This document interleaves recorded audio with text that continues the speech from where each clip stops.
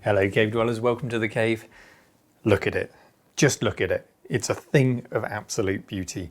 A purple Amiga 500++. This is a board which I've built from the ground up this week. I've inhaled a lot of solder fumes, I've drunk a lot of coffee, but I've got it built and it's working miraculously. What we've got here is a board made by Rob Taylor. He's known as Pt2 on Twitter.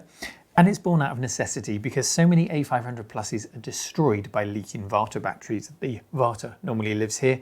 We haven't got one in, and you can see that it's cheekily crossed out on the board there. The battery leaks, it destroys the traces, if not the chips, if it leaks too badly. In fact, I saw one the other day that was stored upright and the Varta had leaked all the way down to the Agnes chip and it completely ruined that. So all of these boards are getting destroyed. If you're very careful, you can repair them, you can rebuild the traces, but some are just too far gone. So the next best thing is to now get this board, transfer the custom chips like Agnes, Denise, Paula, Gary, which are not made anymore, so you transfer them on. And everything else that you see here is pretty much brand new. This is a 99% brand new Amiga, the newest Amiga on the planet at this moment. Why have I built it? Well, this is not a channel where we ask why. But the reason behind it is the recent Checkmate 1500 Plus case, which we saw on the channel. Here it is. This is Stephen Jones's invention, and a beautiful case it is too.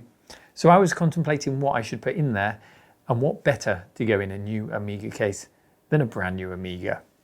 And a brand new Amiga that looks as good as this. So there are three things that need to happen today. One, I'll show you the building of the board. That will take up the biggest portion of today's video. Two is transplanting it into the case. And then three, which will be another video in the near future, will be considering what upgrades we should buy and really pimping my Amiga to create the ultimate brand new Amiga with all the bells and whistles added. So let's get to work on building it, because it wasn't without issue, as you'll see.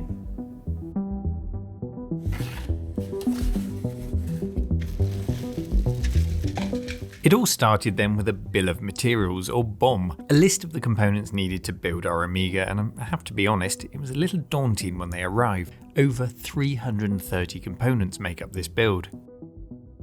On a positive note though, this electronics jigsaw is made up of through-hole components, which will be much easier to work on than their surface-mounted equivalents. The best approach then is to break our big problem down into lots of smaller ones and focus on one part of the build at a time, and also to have lots of tea nearby. Lots and lots of tea. Looking at the BOM, which is freely available to anyone who wants to tackle the build, I decided to start with the small and hardy components and build the board up from there to minimise the risk of me damaging components, melting sockets with the hot iron and the like. So I kicked off with the resistors. One down, 339 to go. Rob Taylor, who created the board, is a good friend of the cave, so I had the opportunity to ask him about its creation. Amazingly, it's the first PCB that Rob has seen through to production, although he did experiment with creating an A501, that's the RAM expansion for the Amiga 500, and also a Commodore 64 board. But it was the Amiga 500 Plus that he decided to see through to production. And the first solder is now on our board. The Amiga 500 has some great big ground planes which like to quickly conduct heat away, so I worked on this board at 370 degrees C, and once or twice I did hit close to 400 degrees, but made quick work of it at those temperatures so as not to lift pads.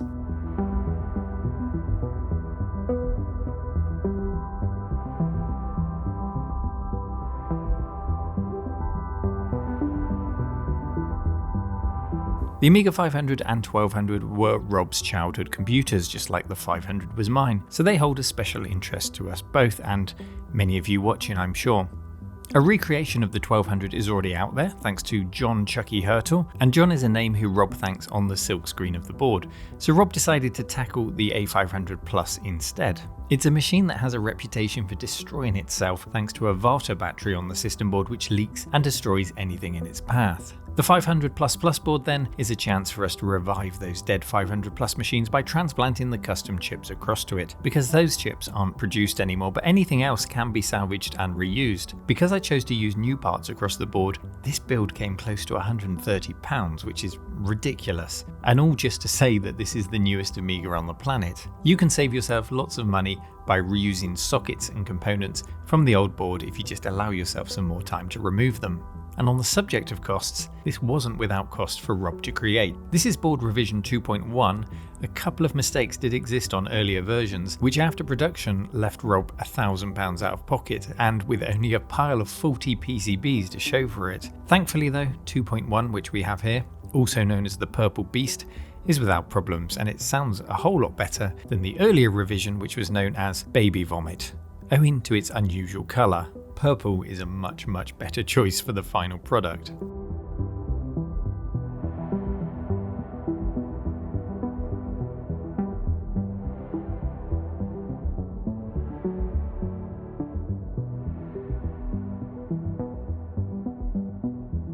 Next up, I fitted this row of blue capacitors along the back of the board. These have 3 instead of 2 leads and are used for EMI or electromagnetic interference suppression. They were usually an orangey brown colour on the 500+, or sometimes a purpley blue. Which one you had really came down to which company was selling them the cheapest at the time Commodore was ordering stock. Sometimes Murata, sometimes TDK, anything to keep the costs down, and that applies to all components on the board. Commodore would buy in bulk and buy as cheaply as possible.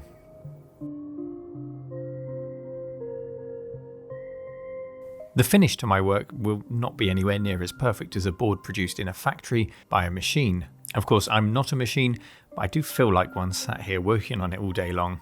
But I will try to get as neat a finish as I possibly can.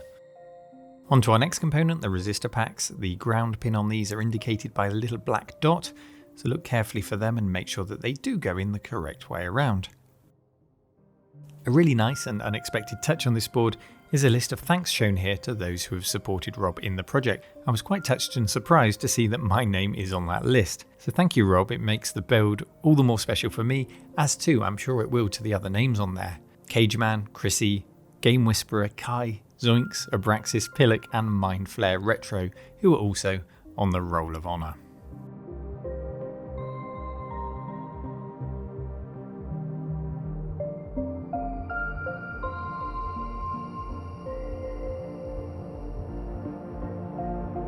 So how do I keep my patience when I'm working on a project like this, you might be thinking? Well, that's easy.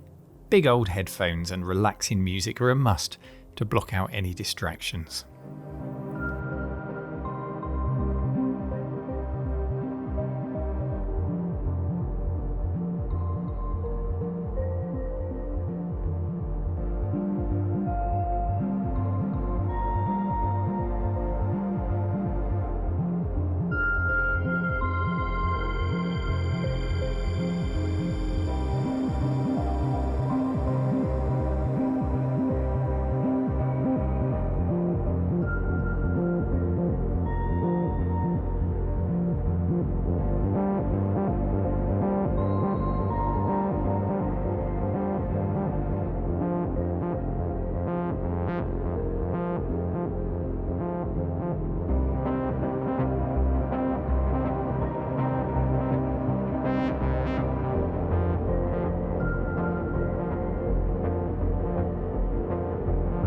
And it really is worth taking your time over each joint. With so many components to install, a single component in the wrong way round or a bad joint could lead to hours if not days of troubleshooting to try and get to the bottom of it.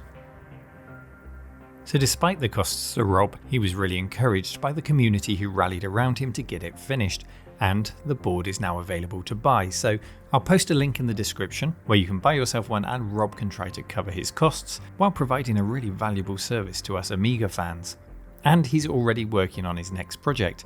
It's a Jupiter Ace recreation. The Jupiter Ace is quite a rare machine and it doesn't have any custom ICs, so that's an opportunity to create a computer from scratch that you might otherwise not have had a chance to buy. This whole idea of building a computer from kit form is something that I thought I'd missed out on. I was too young when the Sinclair ZX80 or 81 appeared in our shops as kits to build. So to have the chance to do one now, and to be doing it on a machine that was so pivotal to my own computing career, is just really heartwarming, and I appreciate the opportunity that Rob's given to us. With our IC sockets in place, this is really starting to take shape and look like a real Amiga. The next job is the rear connectors, starting with the DB9s for the mouse and joysticks, then our phono audio outputs with that huge Amiga stereo separation on left and right. You know what I'm talking about if you've used an Amiga. And also the commonly available DB25 ports. But we do now run into a problem. The power port is not available, so we'll need to reclaim that from a damaged old A500, and the DB23 ports are really hard to find these days. DB23 is used most importantly for the video output, so again we'll need to reclaim some parts to complete that whole row of connectors. Designer Rob has discussed changing the DB23 to a DB25 port, and now that he has this complete replica board, he can go off on tangents and modify it however he wishes. My only concern, however, would be if you put a bigger port in, then you also need to modify the case, which is more destructive than many would like to do. So maybe he'll come up with another solution in the longer term. We switch over to an old donor board now, which is not that lovely purple colour, but good old-fashioned green, and with lots of flux and a very hot iron, we reclaim the old connectors. This old board was sent to me with evidence of a battery leak, as well as lots of missing chips. A RAM module had been taken, and lots of logic was missing and had been socketed and then removed, so I just have empty sockets on it. In short, it had been terrorised, hopefully to fix another machine, but who knows, maybe it was just an abandoned repair, so I don't feel too bad about taking parts off of it. Another important part to claim is the hybrid video IC here. This is responsible for turning our digital red, green and blue signals into analog ones for the monitor or RF modulator, and it also generates the monochrome composite video output. It's another part which is no longer manufactured. We've laid claim then to the DB23 and power sockets, a 28 MHz oscillator, the floppy drive power header, the hybrid video board and an FB802 ferrite, and these all now need to go into our new 500++. If you're in any doubt as to what you need to take from the old board, it is all listed on the BOM sheet. Everything you need is there to get this job completed. In migrating these old parts to our new board then, it's the rear connectors where I really ramped up the iron temperature, because not only are they electrically connected to the board, they're also mechanically anchored to the board with great blobs of solder on the ground plane. Making sure they're well in on these anchor points prevents stress being caused to the more delicate solder joints when you're plugging devices in and out, and potentially causing those ports to wobble slightly. Over time, that can break the joints. Then we put the custom chips in from my lunchbox of Amiga spares, because we've all got our lunchbox full of Amiga ICs, haven't we? This being a 500+, we want the CIA chips, Gary and Paula, as well as the newer Agnes chip so we can support 2 megs of chip RAM, and the newer Super Denise chip. You'll also spot that there's a red custom RAM board in the RAM sockets. Pretend you didn't see this because there's a fault in it, and we'll revisit that in the next episode. So for testing, I do revert to some spare RAM chips of the type the 500 originally used, which will magically appear as we finish our build now and return to the desk.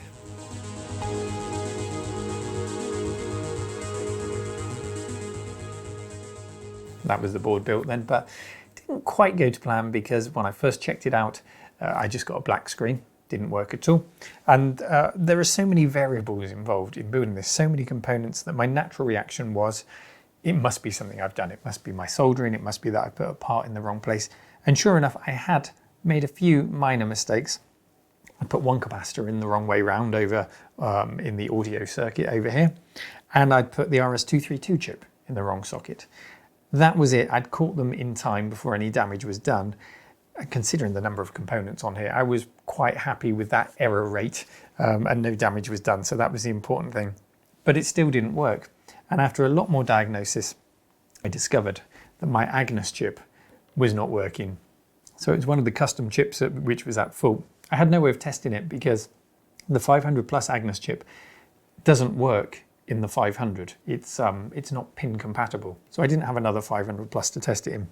So thank you to Keith over at the Digital Orphanage, who has lent me his Agnes. This is a loaner in here at the moment until I buy myself one. We put that in, and we immediately got a green screen, which was some progress. A green screen indicates normally that you've got a RAM problem, and sure enough, I swapped out some RAM chips and we were going. We got the Kickstart prompt here. A 1.3, by the way, so this is an older Kickstart ROM that I had in my box of bits, rather than what you would have got with the 500 Plus originally. So for that reason, I only have 512K of RAM in this board, but we will fix that in future. The important thing is that it's working. The other thing that the eagle-eyed among you may have spotted that is missing is the expansion connector here. And the reason that that's not in there is because a lot of the other guys who have built this have told me that the header on the bill of materials, which I've bought here, because it's a rounded pin, it sits quite loosely in expansion boards.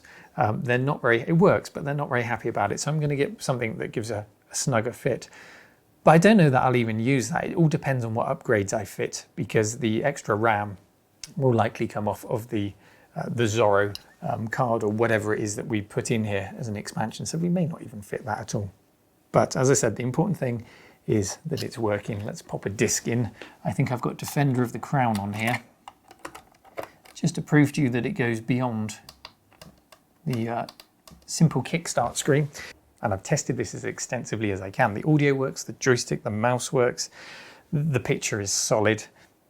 It's all perfect. I'm really happy. I don't want to tempt fate, but I'm really happy with it and it's working beautifully. So the next step then is to get it into that Checkmate 1500 Plus case before I do any damage to it, get it securely in there, see how glorious it looks, and decide on the next steps that we need to take. So let's do that right now.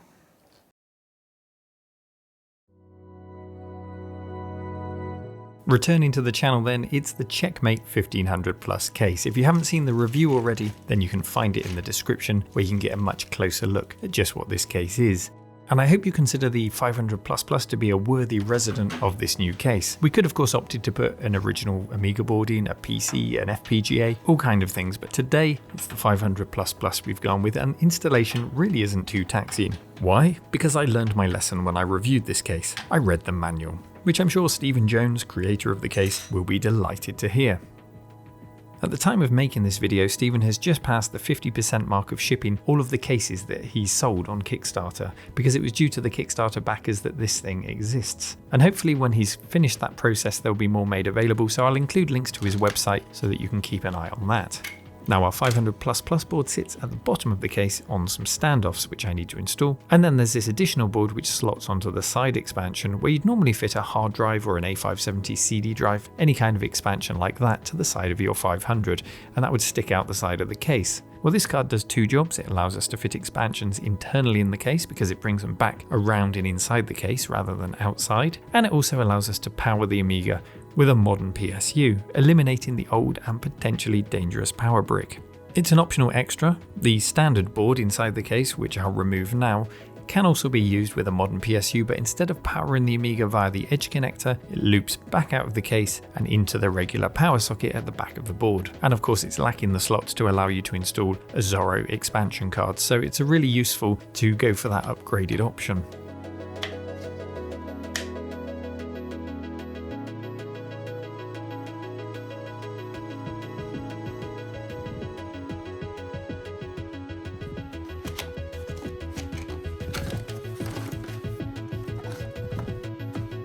Next up, it's the power supply, and it's important that you get an SFX form factor PSU to fit properly in the case, because a regular size one is just too large to fit in the case. You have to get this reduced size one. They are readily available though, and just a quick search away, but I will provide a link to the one that I've specifically bought in the description. It installs just like any other PSU in any other case, with screws around the back of the case to hold it in.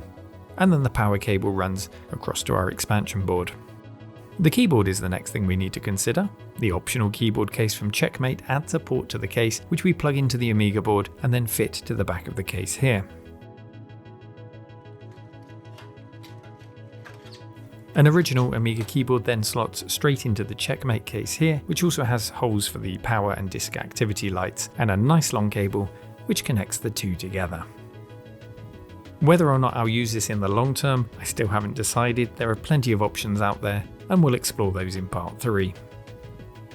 And then, with everything in place, it was time for the big moment, a new Amiga built by my own hand in a new Amiga case. Let's just take a moment to enjoy it.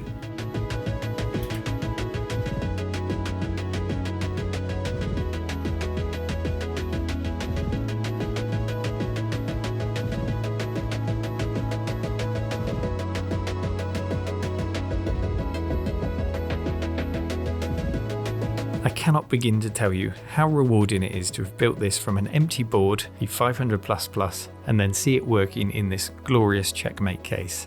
And hopefully that feeling is something that you might get to feel for yourself if you decide to tackle the 500++ build, which I wholeheartedly encourage you all to do so. What do you think? For me, it really is a thing of beauty. If the purple PCB wasn't enough for you, this case is just glorious, even more so now that it's actually working. There's still a lot more work to do. So you'll have noticed I've kept the Gotek external. That's just because I like to swap it between all of the Amigas that I use. I don't like to go to the expense of lots and lots of Goteks. So what we'll have to do is blank this off, or I do have a slot loading CD drive, so we might put a CD drive in here. There's obviously upgrades to go in there. I'd like to add hard disk capability. I'd like to increase the clock speed. All sorts of good things that need to go in there in the next episode. And the wonderful thing about this is down here is a slot for SD cards. So if I can get a hard drive solution that I can extend out to the front, we can just have an SD card that pops in and out. We can set that up with WHD load, and that can be a really accessible and easy to use Amiga where I can swap the card out to my PC to set it up if I need to. I think that's about everything that I need to do. Obviously there's a sticker to go there, a Checkmate sticker or otherwise, just to finish it off. And with the keyboard, I haven't decided if I'm going to keep this or if I'm going to find a modern solution, maybe a modern mechanical keyboard. I've got the garage for this, so I can put 2 spacers underneath to lift the whole case up, and then you can slide the keyboard under it like the A1000, which is really nice. But this one is too wide to do that. So if I can find a nice solution that doesn't sacrifice too much in terms of the custom Amiga keys and keeps it nice and usable, then I think that would be a nice finishing touch. Otherwise, I'm really pleased with it. So I think that's quite enough Amiga for you all for one episode today. I'm getting hot under the collar after all this, and I bet you are too, because it's been, let's be honest, it's been a sexy episode. I can't wait for part 3. I hope you'll join me for it. Until then, take care and see you next time, guys.